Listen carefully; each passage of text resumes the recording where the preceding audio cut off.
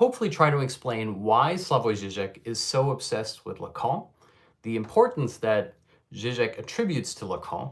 Maybe we'll talk a little bit about his interpretation of the mask.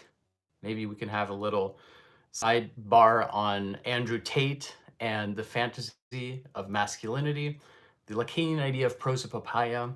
There's going to be a whole bunch of stuff in this lecture. It's going to be introductory, but if you know a little bit about these theories, that might help you along the way.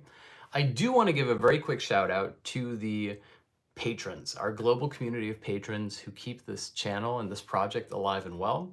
The fact that I get to teach these classes every Monday for free and open access is really only made possible by this select group of patrons. So thank you so much to the patrons. You know who you are, who keep this project alive and well. And if you too would like to become a patron, there's a couple perks that you can access. For example, you can download all of my lectures as audio files to listen, I don't know, when you go grocery shopping or whatever. There's more than 100 lectures posted there. You can also download for 1 month only, because then it will disappear, my ebook titled Sisyphus in Love, which is an introduction to Žižek's theory and interpretation of love and the importance that he attributes to love as a philosophical category. You can find all of that and more on my Patreon. That is www.patreon.com/Jeneline and Julian. Thank you so much. I really appreciate it. Okay, let's launch right in, because I know that we're running a little bit late today. So today I want to try to explain why Slavoj Žižek is so obsessed with Lacan. Lacan being the French psychoanalyst. In many ways, the person who continued and inherited the Freudian tradition. So I'm going to start by explaining Žižek's own argument apropos his obsession with Lacan, and then sort of break that down a little bit. Because essentially what Žižek argues is that Lacan is the key to resisting postmodernism, or fighting postmodernism as a philosophical trajectory. Now that's a pretty big claim, so let's try to put it into context. Ironically, many people believe that Lacan is a kind of postmodernist. That, for example, Lacan's theory and emphasis on the idea that your mask is your true self would thereby be an argument that you could wear multiple infinite masks, that you could simply embrace quote-unquote relative identities. It's easy to take Lacanian concepts and kind of invert them into a seemingly postmodern or even deconstructionist argument about the fluidity of the self. This is something that Žižek characterizes as being a so-called spurious infinity. He relates this, for example, to the plus on the LGBTQ plus sequence. The plus is a formal marker of infinite openness, of the openness inherent to identity itself.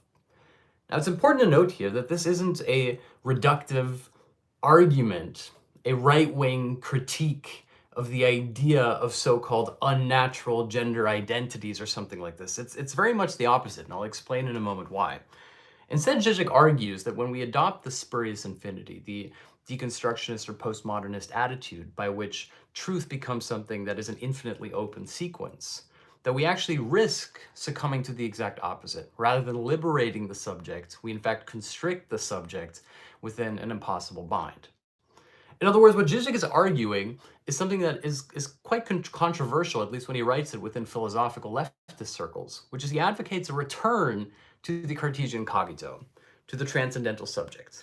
In other words, Žižek is essentially arguing that he is a transcendentalist. However, he's not a transcendentalist in the three frames that I introduced in previous lectures. He is not a naive transcendentalist. In other words, he's not a Platonic transcendentalist who posits the noumenon, or the site of truth, capital T, as being outside the world of appearances, the phenomenological realm, that it cannot be known. He's also not a self-critical transcendentalist like Kant might be, who inverts this inquiry into the noumenon and instead focuses on the condition by which it might be known through reason. In other words, how essence can or cannot be seen within the phenomenon itself.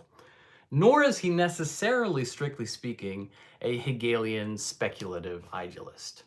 Instead, Žižek is, and I've said this before, essentially a Lacanian Hegelian Marxist, what Žižek characterizes as a death-drive Marxist. Okay, so that's a lot of terminology. I'm going to try to slowly unpack a little bit of it so that Hopefully, by the end of this lecture, you'll have a sense of what all of that means. Now, in his book, Tarrying with the Negative, Žižek makes an interesting argument about the trajectory of Western philosophy. He argues that the three key moments, and I might add that the third moment here is controversial, that the three key moments within Western thought are in fact not what you might think. They're not Plato, Descartes, and Hegel. They are instead Plato, Kant, and Lacan. Žižek posits a philosophical triad between Plato, Kant, and Lacan. Now, if you're a scholar, a student of psychoanalysis, one thing will immediately stand out to you, which is that Lacan is not considered a philosopher. In fact, you might even argue that he is an anti-philosopher, that the Lacanian edifice is specifically about going away from the transcendental objective or category. Yes, says Žižek, but instead the argument that he makes is that each of these characters, Plato, Kant, and Lacan, perform an analogous movement. Now, what is that movement?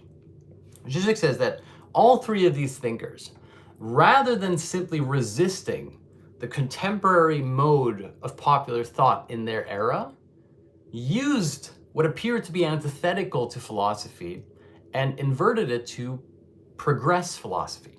Very abstract. So what does it mean? Essentially, Žižek argues that when Plato was writing, that the predominantly popular form of thought was the increasing influence of the sophists. And one of the innovations of sophist thought was the emphasis on dialogue, was the emphasis on rhetoric. In other words, the fact that, quote unquote, truth could be manipulated according to subjective enunciations. And that Plato, rather than simply positing an alternative, namely an idealist model which would present itself as an alternative to this, that Plato took the central core, the truth, the essence of the sophists, and used it against the sophists. Now, what is the central essence of sophistry? It is the idea of dialogue, the idea of rhetoric, the idea of speech, enunciation. And Plato, of course, famously, as his transcendental proposition, comes up with the idea of the dialectic being for Plato the process by which we have two opposing viewpoints that are enunciated back and forth until they're synthesized into a higher position or point of view. In other words, the truth of the enunciation happens through the unity of opposites of the dialectic. Now, it's key to note here that this is not yet the Hegelian dialectic, but that's for another day. It's, if you will, the seed or the kernel from which the Hegelian dialectic will then grow. And so what Plato does is that he takes an idea which is foundational to the sophists, which appears antithetical to idealism, and he inverts it to make it the kind of animating drive of his own idealism, of course, which is also a Socratic idealism, although arguably Plato enforces his own idealist viewpoints back onto Socrates. Now, Žižek argues that the same thing happens with Kant, that when Kant is writing and working, the predominant trend within human thought is empiricism, is a Humean empiricism of the rational, skeptical, inquisitive subject who examines the world around him, that observation is the key to truth. If you will, you could go back to Plato and say that the sophists posited that enunciation was key to truth, not an unknowable noumenological realm. For Kant, in his world, it was the empirical, quote-unquote, objective attitude, the quote-unquote scientific attitude towards truth that was predominant or that was becoming popular. It's important to note here that when I say scientific, that in German, the sciences can be both the humanities and what we know here as the sort of objective, natural mathematical sciences. That Wissenschaft in German can be both Geisteswissenschaft, which is the science of the spirit, as much as it can be mathematical science. And so Kant is writing at a time when the emphasis on science and the emphasis on Humean objective reason, empiricism, becomes predominant. And similar to the way in which Plato took the central insight of the sophists and turned it against themselves, Kant does the same thing. He continues the transcendental investigation by means of adopting what appears to be an objective empiricist mindset or attitude, which is to inquire into the conditions by which the truth might be known, by which the transcendental object, the essence, as it were, might be known. And so the Kantian Copernican turn here actually takes the central insight of empiricism and uses it against itself. Now that we've set up those two pieces, you can see where Žižek is going with Lacan.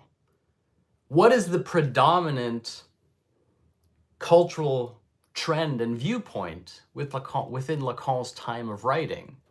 It is the post-structuralism that emerges from structuralism. It is the postmodernism and deconstructionism that becomes popularized within France.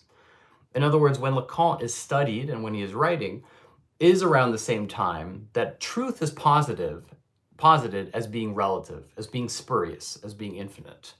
That truth is something that has been completely decentered from the speaking subject. Instead, truth is now something that can take on myriad guises. That truth is like a layering mechanism. Now again, it's key to note here that this is not a right-wing critique of postmodernism. It is not saying that postmodernism is relative and that we have to go back to an authentic experience of subjectivity. And I'll return to why it's not that. And so what Lacan does, essentially, this is Žižek's argument, his reading and interpretation of Lacan, which is derived from Alain Miller's interpretation of Lacan, is that Lacan takes the central truth, the central innovation of what becomes postmodernism, namely the fracturing and decentering of truth, and he makes it central to a transcendental mechanism or operation, which is that now the subject is decentered, that the truth of the subject is now the subject's decentering from within, what Lacan famously calls the barred subject. Or if you want to put it in a philosophical lineage of the inquiry into the subject, we go here from the subject, which is the naive transcendentalist subject, who is simply the if you will, the puppet, the automaton of the unfolding of fate and divinity and truth, towards a more modern Cartesian subject who posits his own reality, who knows his own reality, who has to investigate the conditions of his own thought, although crucially within Descartes, we do not yet have the Hegelian insight that reality is thereby itself constituted by the subject, which would come later, towards the Lacanian insistence that it is not a gap within essence that emerges through subjectivity, but that this essence has to be transplaced back into the subject itself. In other words, that the quote-unquote core truth of the subject is that it is split from within.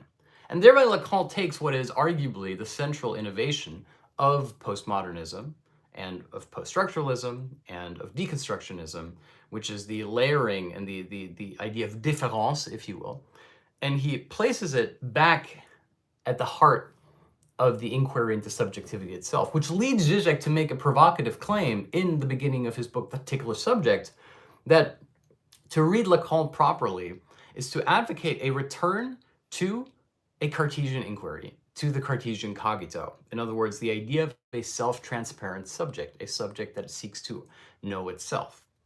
So that's the context for this argument. That's the context for Žižek's obsession with Lacan, that he places Lacan in a lineage by which we know how Plato internalizes the sophist revolution back into transcendental idealism and the dialectic, how then Kant displaces or appropriates the empirical revolution within human thought back into the edifice of transcendental idealism or Kantian transcendental idealism, and how Lacan does a similar move, performs a similar operation apropos deconstruction postmodernism by placing the idea of différance back into the idea of the subject itself, the subject which is thereby once again relocated as the central object of the pursuit of knowledge of the transcendental.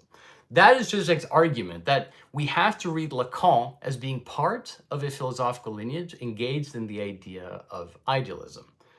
Now, of course, this requires a certain amount of mental gymnastics, and yet there's also some like fun and more enjoyable pieces that we can lay out here, which I'm going to try to do in the following section, because Now that we know how Žižek locates Lacan in this lineage, we can start sort of picking apart how that might actually work, how that might function. Now, one of the ideas that Lacan has is known as Proso papaya. Of course, pros papaya is not his idea. Pros papaya is a rhetorical term that is introduced, for example, in the theater. Whenever someone is spoken for, whenever an enunciation takes place that does not feature the person who is speaking, we have proso papaya. Now, what Lacan does is that he says that the core or the truth of the subject, namely the speech of the subject, is always located in the other. In other words, that prosopopaya is the central truth mechanism of subjectivity as such. That it is not you who speak, but it is you who are spoken. And that thereby there is an empty core within the subject that has to be filled in by a belief in the other. That the other contains the truth of subjectivity. Again, this is fairly abstract, so let's try to break this down a little bit more. Žižek argues that this problem of prosopopaya, which Lacan proposes, sorry to say words that sound similar, can be countered with two basic ideological operations, a right-wing one and a left-wing one. The standard right-wing response to this problem is to posit that we need a return to authentic experience.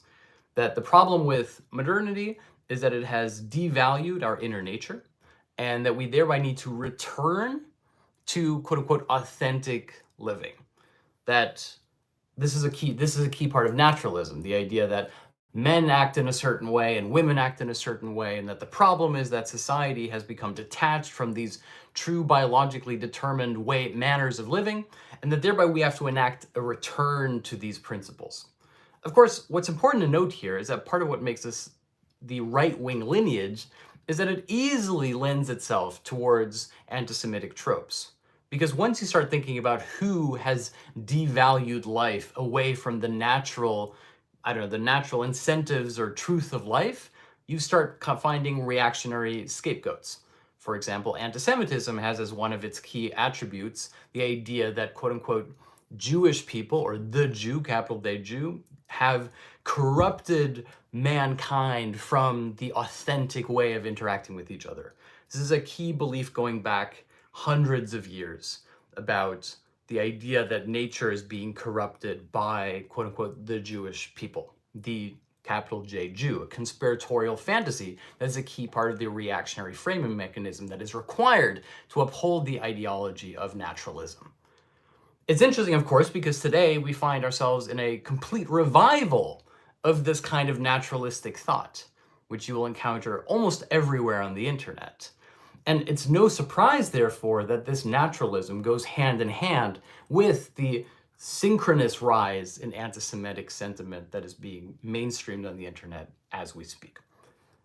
The second attitude that Žižek says, so the right-wing attitude towards this problem of prosopopaya, which is where's the location of the subject in its quote-unquote true form, is either to go back to a quote-unquote authentic, natural expression, which is the right-wing attitude, or the left-wing attitude, which Žižek also critiques, by the way, which is to argue for that there is thereby no authentic sight of truth.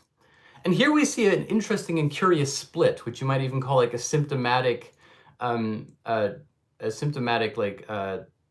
contorting point within the left-wing attitude, which is that what begins in the 1960s as a postmodern attitude towards the location or the site of the enunciation of the subject's truth, which is thereby increasingly decentralized, finds itself in its almost opposite position today, where liberals and leftists argue for authentic identitarian expression, and that you can only write a book about what it means to be a Black woman if you are a Black woman, and so on and so forth. That this opening of a certain space within the ideological edifice of identity that occurred in the 1960s into a much more open and identitarian possibility is now actually being foreclosed or narrowed into its seeming opposite, which is the idea that you could only write truth from the subjective experience of your own identitarian features. It's a curious irony how these two things have come together. But of course, in traditionally Hegelian fashion, we could argue that this is simply the concept finding its own notion. Or to put that in less abstract terms, think about, for example, Avatar 2. Between Avatar 1 and Avatar 2, we seem to have completely antithetical philosophical propositions or ideological propositions that yet are fundamentally attached. What are those? Well, the first one has the traditional SoCal fantasy of return to native culture, return to authenticity, a return to collective belonging, and a pre-modern tribe where man can live in a less alienated fashion and can thereby enact his true, authentic self. That is the fantasy in the first movie, right? The second movie, which appears to stage the same narrative sequence, has a completely different ideological structure.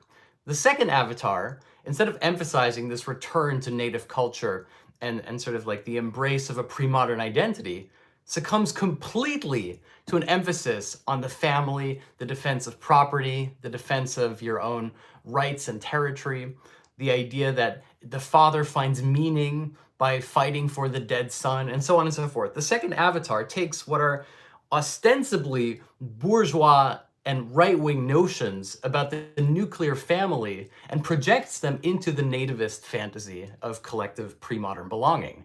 And that's the ideological lie that only becomes apparent in the second Avatar movie, which is quite brilliant, which is that the logical conclusion, the notion of the concept of nativism is thereby finding its fruition within this extremely reductive, conservative emphasis on the family and on the father and on the idea of the defense of the homeland, etc. It's beautiful how like the ideological traps of Avatar 1 come to fruition in Avatar 2. And we could say that something similar happens thereby not just on the right, but also on the left, that the positing of a seemingly open and spurious identitarian experience and expression within the 1960s and the emphasis on différance thereby finds its own logical conclusion within the contemporary politically correct emphasis on quote-unquote authentic expression of identitarian experience. That these two aren't antithetical, that they are part and parcel of one unfolding unity of opposites. Hence also why we can start understanding why Žižek argues that rather than simply engaging with postmodernism as the inevitable forward thrust or forward movement of leftism, that we instead have to stage a revolt, a Lacanian revolt that allows us to go back to the transcendental lineage. Now, to go back briefly to Proso, papaya. Lacan there, and thank you if you're still with me. I know this is a lot. I really, really appreciate that we have this space where I can just go off the rails about these things, which I find very exciting. Also, if you're watching this and you'd like to download these lectures, I do post them to my Patreon. All the lectures are open access and free. I've recorded more than 100 of them already, but you can find all of them uploaded to my Patreon. And we also have a wonderful community of patrons where I host Q&As on Discord and stuff like that. So if you're enjoying this, please do check out the Patreon. That's www.patreon.com/Jeneline and Julian. Okay, now that I've had this ad break, let us continue. So the central proposition that Lacan has and with Proso, papaya is that it is not the subject who speaks, but that the subject is spoken. Well, what is the subject spoken through? For Lacan, the subject is spoken through language itself. In other words, it is not you who speak, but you are the product of the act of speech.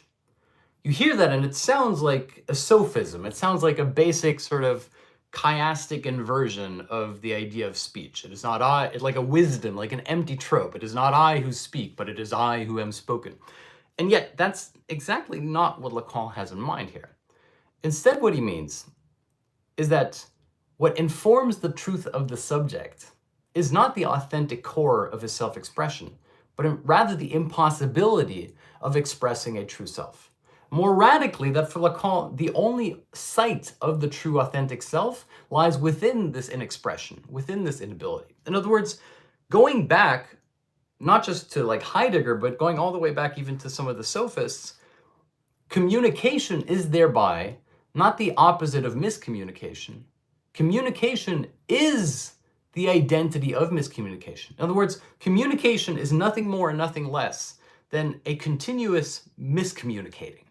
that we speak because we are not understood, and we speak because we don't understand ourselves. Think about journaling, how when we journal, we sometimes succumb to this register where we write as if we were writing to someone who might find this journal after we have passed, after our own death, which is ridiculous. And so we're addressing ourselves through the artificial register of speaking to others after we have died. This phantasmatic construction thereby serves simply to facilitate an exchange with your own self, journaling. Now, Lacan thereby argues, and this is his play on Heidegger. Heidegger says, language is a house that we live in, which, whatever. Heidegger. Language is a house we live in. Lacan turns this into language is a prison house that we are trapped in. In other words, we are trapped within language because language is what gives us access to the expression or enunciation of the self. Here we have a key Lacanian difference between what he calls the subject of the enunciation and the subject of the enunciated. The subject of the enunciation is the gap that is posited through speech as such. I am made subject by enunciation. The subject of the enunciated is the manner in which this gap is filled. How is this gap filled for Lacan? It is filled through the symbolic. In other words, the subject of the enunciation is the bard's subject, the expression of subject as gap, as immutable difference. Whereas the subject of the enunciated, l'énonciation, I can't remember. L'énonciation et l'énoncié, I think it is. And the subject of the enunciated is thereby the symbolic matter that fills in this gap. And this is where Lacan, I'm going to completely butcher some more French here. This is where Lacan has the famous expression, les non-dupes c'est errant. And what les non-dupes c'est errant means is that the ones who aren't duped are wrong. In other words, it is the non-duped who are duped.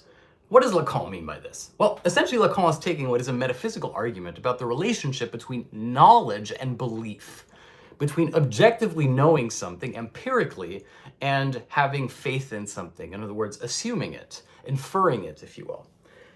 And Lacan posits that truth is never on the side of objective knowledge or reason. The example that Lacan uses is, imagine you go into a courtroom and there's a judge, and it's the empirical, cynical subject, the one who knows, right? The non-dupe, or whatever you want to call it, the non-duped person, the non-dupé, I suppose you should say, who says, why is this man wearing a funny hat? Why is he wearing a wig and robes? Can't you see this man is just another man like myself? Who has elevated this man above me? Clearly this is madness. That would be the empirical, cynical, thereby naive subject who simply sees objective reality. There's a man who's being judged, and there's a man who is the judged. How are they unequal from each other? They are both men. This is one of the traps that lies within a certain liberal, multicultural, postmodern sentiment, which is we're all humans, we're all alike, that fundamentally that everything that detaches us from each other is an artificial construction, and that if we simply go back to authentic subjective experience, we will realize that we are all one.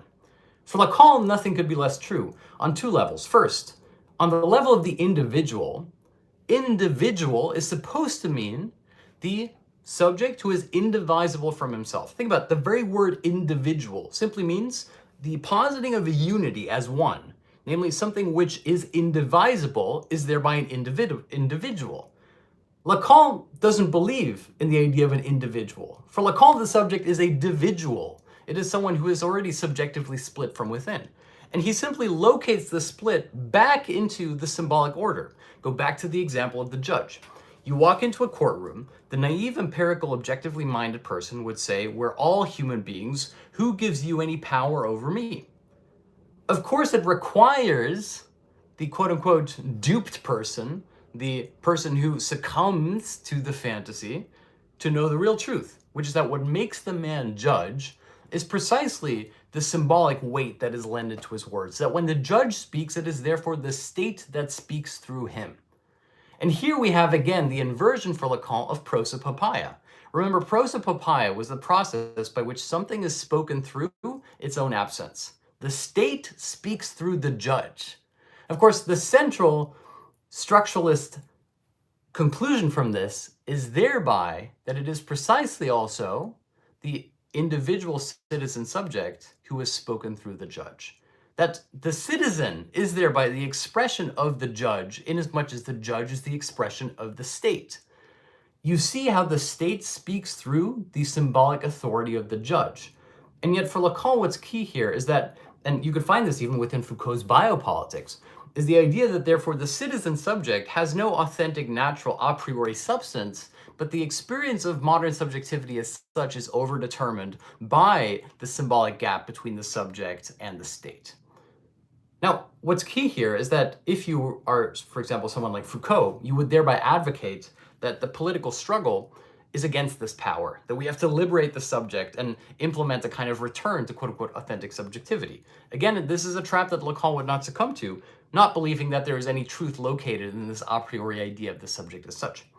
We can relate this, for example, to the contemporary fixation on male rights and masculinity channels.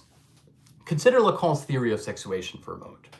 Lacan's theory of sexuation can be put very concisely, which is that the male fantasy is not the fantasy of X. In other words, the male fantasy is not guns and Bugattis and bare-chested women. Instead, the male fantasy is the idea of the male itself.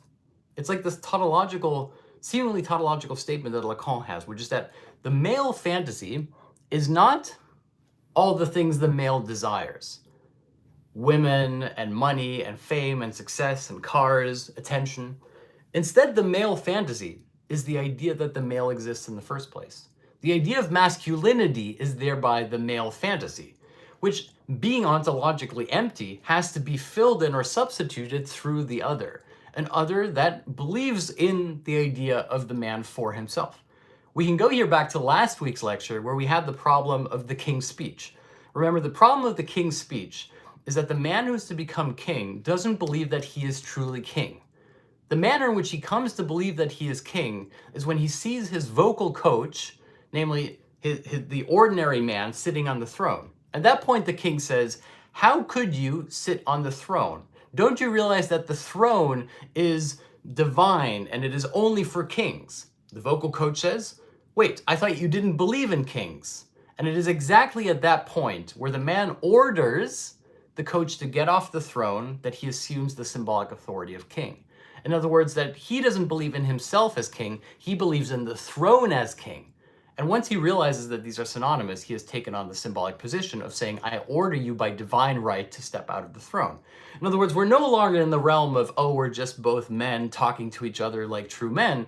We have adopted the properly prosopopaian difference between the king who is spoken through the chair, as it were, and the subject who is spoken through the king. Now you could relate this back to the idea of masculinity, which is that when it comes to the idea of men and masculinity, the fantasy or the core, the phantasmatic core, what Lacan calls the fundamental fantasy of masculinity, thereby doesn't reside in all the attributes of male identity. It's not about cigars and Bugattis and women. Instead, it has to be assumed that those things, the objects of male desire, are real, are true, and that thereby man can believe in himself as man, in as much as the king can believe in himself as king, because he finds the object of the throne to be real. Of course, what is this object for man? It is woman.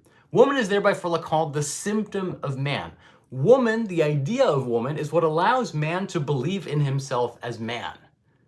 There's this great Lacanian line about the king, from last week as well, which is that the ultimate fool is the king who believes himself to be king, which might be easily adopted towards contemporary Andrew Tate style masculine race things, which is that the ultimate fool is the man who believes himself to be a man.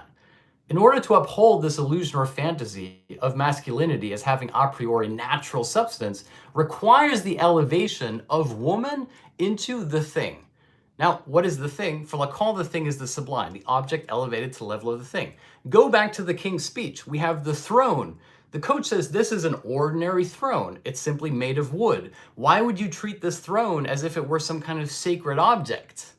That is the object elevated to the level of the thing that is required in order to sustain the symbolic identity of the king. What is required in order to sustain the symbolic identity of man, of masculinity, is thereby the elevation of woman into the phantasmic supplement to the man's identity. In other words, to being the object, ordinary person like you and me, with different gender attributes, elevated to the level of the thing, the idealized feminine subject. In other words, the ideal other towards the hollow, empty ontological core within man. And thereby, for Lacan, woman becomes the symptom of man, what allows man to continue believing in himself as man. Now, what's crucial here is you can see how this is totally not the standard, quote unquote, postmodern gesture of saying identity is fluid and open and could be anything. It's saying that identity is made rigid precisely by the fact that it is open and relative, that it is not the authentic core of masculinity that is corrupted by the postmodern emphasis on the supposed fluidity of gender identity, but the exact opposite. That what locates masculinity in a kind of fixed, dogged, rigid fundamentalism is precisely the fact that it is already split from within, that it is already absent and has to be filled in by the object elevated to the level of the sublime, by the woman, man's subject. Now, to go back to the idea of Proso papaya, because we can wrap up here with Žižek's interpretation of The Mask, the film The Mask, Jim Carrey's movie. Proso papaya thereby means that if I said, like I said before, it is not you who speak, but it is you who are spoken through. What are you spoken through? You are spoken through language. When you are spoken through language, you are spoken through the symbolic, which means that when you are spoken through language, you are spoken through the other through the symbolic. In other words, that the central site of truth for Lacan, the so-called transcendental proposition, or the self-reflective stance for the Cartesian cogito, is thereby not the positing of the self, not I think, therefore I am, but specifically that, as Lacan puts it, where I am not, there I am. That you are spoken through the filling in of a gap that is constitutive to subjectivity as such. That the symbolic is what fills in the gap of the subject, and that the symbolic elevates the object to the level of the thing. In other words, that it requires fantasy, not objective reality. Fantasy for Lacan is here a key part of his triad between the symbolic, the imaginary, and the real. That there is more truth in the lie, more truth in the fiction than there is in the supposed naturalized truth. Again, to go back to the idea of the judge, there's more truth in the wig that the judge wears and the robes that he wears. In other words, there's more truth in the fiction, in the lie, in the fantasy, than there is in the idea that he is simply man an sich, just another man. Now, I want to, as I said before, I want to relate this back to Žižek's reading of The Mask. So if Lacan has this proposition about the subject, and the location of the subject, and the centrality of a kind of constitutive void within the subject itself, he thereby also says, which again, the subject of the enunciation, subject of the enunciated, as I said before, Lacan thereby posits that in a completely antithetical fashion to the standard psychological approach, namely that we wear masks to, in a sense, cover our id, right? This is the standard sort of slightly vulgar, commonplace, popular thesis, which everyone's familiar with, which is that there's an authentic site of yourself, and that this authentic site has to be supplemented by wearing masks. You go on Twitter, right? A Twitter bio is the perfect example of this. I'm a politician, but I'm also a mother, and I love to play soccer, and I like dogs, and I like ice cream. Like, first of all of these things, these supposedly humanizing features are thereby supposed to mask the fact, which is commonly known, that people think of politicians as not real human beings. I saw a beautiful advertisement about this recently on the back of a bus that was about an agency that was offering legal representation, so a law firm. And the law firm said something, it had like a person on the front, I'm trying to remember exactly what the slogan was, and the slogan was someone human, or find someone human. And I love that because what it meant was you want a lawyer who is humane. Right? We think of lawyers as being these like bureaucrats who have no soul, etc. It's a commonplace joke. And so what it was trying to argue in this advertisement was that the lawyers who work for this company are humane. And yet the beautiful, slightly symptomatic, or what Lacan here would call the real coming through, was that it had left out the E, and it simply said, this lawyer is human.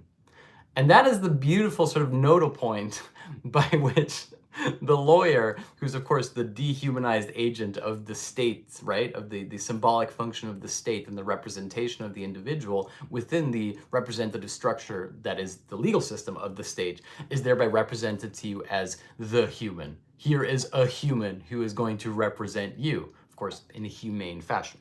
There's another great joke about this in the series Community, which is a very smart series, where at a certain point the community college has to choose a mascot. And yet, in typically politically correct fashion, it's trying to find a mascot that isn't offensive to anybody. Plus a mascot that in true multiculturalist fashion could express everybody's identity, that it is a kind of universal statement of human solidarity, as it were. And in Community, what becomes the mascot for the community college is thereby the human being, the universal zero-sum level of humanity as such. Not, this is like the the Paulinian turn, if you will, not I am woman, I am man, I am Christian. Namely, it's not you are black, you are Jewish, it is you are a human being. And the human being mascot is, of course, properly horrific. It's like a white gimp suit with a sort of horrible smile on the front. And here in Community, what we have with the human being mascot, the de-identified, de-differentiated, universal spurious subject, is, of course, horrific in the same exact sense that the lawyer who is sold to you as human is a kind of horrific symptomatic problem. Again, the problem here would be, namely, that of the spurious infinitive, which is that instead of identifying the truth within the symbolic fiction, we try to find a kind of underlying universal substance that expresses the true authentic nature that supposedly expresses itself beyond this fracture within the symbolic. Anyway, I was going to talk about the mask. So, the point here for the mask is that Lacan argues, famously, that you are your own mask. And yet the key proposition here is to say that the site of truth is thereby not underneath your mask, but lies within mask itself. For Žižek, this is always a metaphysical proposition as well. Remember, he argues that Lacan is thereby an anti-philosopher, which is to say that he takes psychoanalytic ideas in order to revitalize and rehabilitate metaphysical propositions. What is that metaphysical proposition? Well, if you think about it, it's simply that the classic division between the idea of a noumenal object, namely essence, versus appearance, phenomenological reality, for Lacan, thereby the onus or the emphasis of essence has to be transplaced back into reality itself. In other words, it's not that the truth lies underneath the mask, it's not that the objective transcendental horizon lies beyond the realm of appearances, it's that the truth, capital T truth, lies within appearance itself. Hence also why the truth lies within the mask. Now, what's key here is that Lacan, again, is not making a postmodern proposition. He's not saying, oh, well, if you are your mask, you could simply be different masks, and you could wear one mask to work, and you could have another mask when you're in bed with your lover, and another mask when you're taking care of your children or something. That's exactly not what he's saying. What Lacan is arguing is that rather than seeing the mask as that which covers up or protects the id, or the sort of like the or form of the consciousness, that the expression of the self lies within the mask, that jouissance lies properly within the mask as such. And this is where Žižek has a really interesting reading of the Jim Carrey movie, The Mask. So if you're not familiar with it, the basic plot mechanism of The Mask is that we have a man who's like sort of like not necessarily in life as such. He watches a lot of cartoons, slightly alienated subjectivity, and so on and so forth. And he finds a mask, and the mask takes over his face and gives him comical superpowers. He becomes this outrageous, all-powerful being that seems to corrupt the very rules of physics. And he becomes a living cartoon character, as it were. And Žižek argues that one of the key aspects here is that when the mask first appears in the movie, it comes floating off of a kind of liquefied corpse. That full identification with the mask, namely not the gap between supposed authentic expression and your mask, but the full expression of the mask is thereby a psychotic state. That full identification with your mask means a breakdown of the subject as such. That the gap between the mask and the supposed sight underneath the mask of the subject is constitutive. And that when we eliminate this gap, we have pure mask, pure tautological subjectivity, psychosis. And of course, what happens within the mask is that here we have like the full expression of id as mask. And even in the moment where he first puts on the mask, he's actually watching, ironically, watching on television a psychologist talking about a book that expresses the standard old-fashioned idea that the masks are what you wear to cover up the id, to in a sense, hide your true self. And the mask does the exact opposite. It becomes a vehicle for the expression of the true self.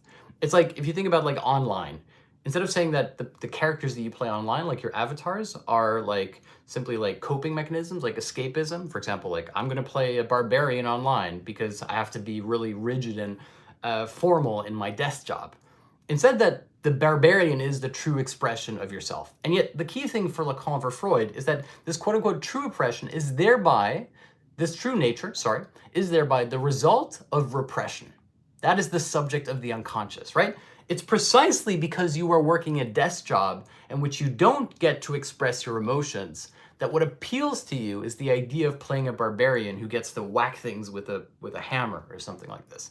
In other words, that your authentic expression through the mask is thereby nevertheless overdetermined by the repression that takes place within your ordinary life. In other words, Lacan thereby situates the idea of the subject within a kind of excessive, or what Žižek calls indivisible remainder of an excess. That the truth or the core of the subject lies neither underneath the mask or within the mask, but within the truth, which is the content of the form of the mask itself, which is that the mask is the result of repression. And here you can see Žižek's link to ideology. The classic definition of ideology in Ideologie critique is to say that in the classical juxtaposition of form and content, which, to go back to metaphysical terms, content is the ideal, it's the essence, and form is the manner in which the essence appears to us through the phenomenon, appearance of reality. That in the classic binary between form and content, that the critique of ideology is always to inquire into the hidden content within the form itself. For example, Freud, when he analyzes a dream, he says that if the patient can't properly recollect or remember the dream, this means that the fact that they can't properly recollect the dream is the point of the dream. It's not that the content of the dream is obscured behind the fragmentation of the dream. It's that the fragmentation is itself the truth or the content of the dream. In other words, that the hidden content within the form itself is the content. That the gap between content and form is thereby being transposed back into form itself. That is exactly what the subject of the unconscious is. Rather than having the true authentic content of the subject that is masked by appearances and masks, that this gap is placed back into the mask itself. In other words, the mask, or who you are, the quote-unquote truth within the symbolic lie, is thereby not authentic in and of its own nature, but the result of repression. In other words, the excessive third feature that makes subjectivity as such. And what's so key here, I know this is hard to understand, but what's so key here is that Lacan is thereby doing exactly what Žižek says, which is to take the central insight of postmodernism and turn it against itself. If the central insight of postmodernism is the spurious infinity of the ever-expanding difference or expression of the subject into multiple identities and multiple sites or locations of truth, Lacan thereby takes this seeming fracturing and places it at the very center and the heart of truth itself. In other words, the subject of the unconscious is thereby the subject that experiences as its own truth the result, the unnatural, excessive third feature, the indivisible remainder of the result of the repression itself. In other words, there is neither the right-wing traditional return to nativist, naturalist, authentic core of subjective being, nor is there the left-wing embrace of spurious infinities of ever-fracturing alternatives to identitarian expression. Instead, it takes the central insight of postmodernism, namely the difference within the expression of identity, and locates it back into the heart or the truth of identity itself. Hence why for Žižek the importance of the critique of ideology. If the critique of ideology is the identification of the hidden content within the form, then for Lacan the subject is the hidden content in the form of repressed subjectivity as such, which Freud already calls the subject of the unconscious. And thereby Žižek argues that we have to place Lacan in the philosophical lineage of Plato, Kant, and Lacan.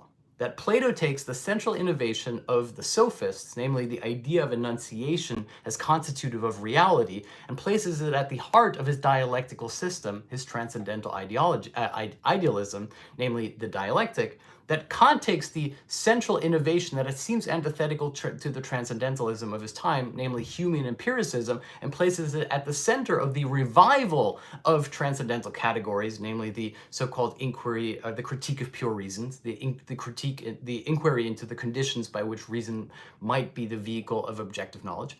And then finally, that Lacan takes what appears to be the central innovation of postmodernism, of deconstructionism, of post-structuralism, namely the fracturing of the location and the enunciation of truth, and places it back within what is thereby a metaphysical proposition about the idea of the subject within the transcendental divide.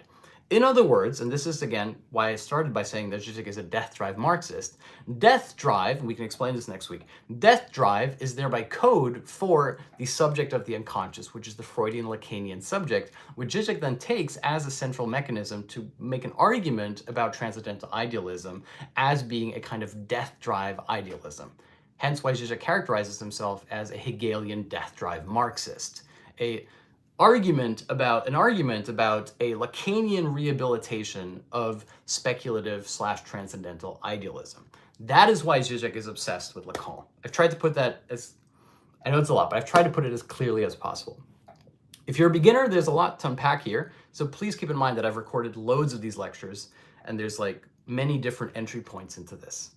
If you're more advanced in these ideas, hopefully this was helpful in your own studies. Most of all, I want to say thank you so much for starting your week in a very, to my mind at least, enjoyable, intellectual, stimulating fashion. I'm so glad that you're here. If you'd like to download all of these lectures, and I've posted, like I said, more than 100 of them, you can find them on Patreon. Every lecture is open access, but I post the audio on Patreon. You can also download for 1 month only, because it's going to expire in January, my ebook, and you can find my ebook called Sisyphus in Love at www.patreon.com/Jeneline and Julian. That's www.patreon.com/Jeneline and Julian. If you're wondering who Jeneline is, you can meet her in the Discord Q&A that I host for patrons with my wonderful wife, who edits and co-publishes these ebooks and texts with me. Thank you guys so much. Happy New Year.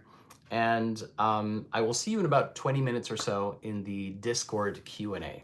Thank you so much. I appreciate you all. Bye-bye.